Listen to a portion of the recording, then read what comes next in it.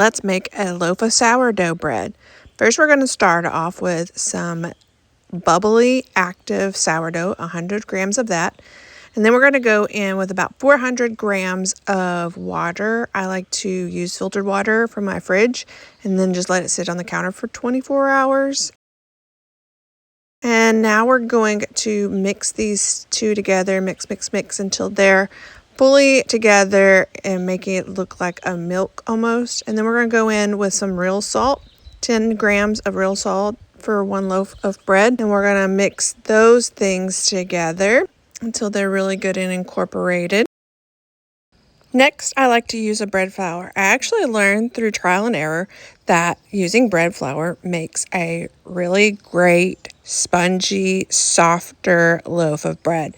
So I tend to like to use that over all-purpose. But if you notice here, I actually run out of bread flour. So I have to substitute all-purpose flour here to get to my total of 512 grams of total flour needed. Now we're going to mix here until we get a loose formed dough, and now we're going to let it sit on the counter for about 30 minutes to an hour until we have time to do a stretch and fold. As you can see here, I am doing more of a coil fold is what they call it. You can also do stretch and fold. It just depends on the dough, and I just kind of go with my gut feeling on if I feel like it needs coils or if it needs stretch and folds.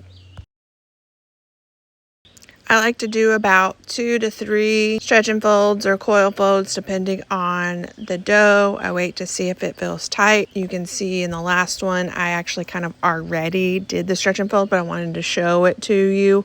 And it is getting tighter and staying in its form, so that's when you know the stretch and folds are good. And you're ready to leave it on the counter for 8 to 10 hours until it doubles in size. Now we're going to go in with our olive oil into the pan and really incorporate that and get it greased up. It is a nonstick pan, but I do like to use oil on this pan as well, just because it helps get it to really come out easy once the bread is done.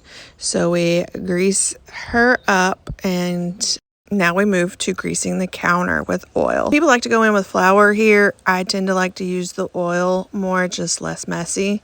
So you can see she has very much doubled in size, and we're going to just plop her out here onto the counter, and we're going to go in to get all those little pieces because we worked hard for her. So we're going to get all the pieces out. And now we're going to just kind of massage her, get her spread out. And then I like to do, I think they call it the envelope fold, where you go one side in, then the other side in, and then you roll it into itself. And then we have kind of like the shape of a loaf.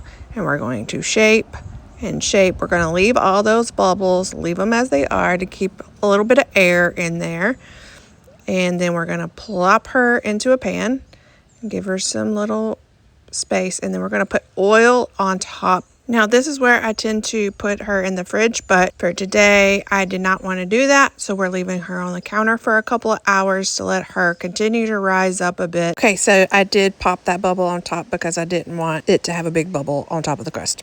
Then you will place her in the oven at 425 for 20 to 25 minutes. To 375, let an additional 20-25 minutes. Then when she's ready, you get her out, and voila, you have a beautiful loaf of bread. Once I flip her over, she comes right out, and you have a beautiful loaf of bread. I hope you enjoyed.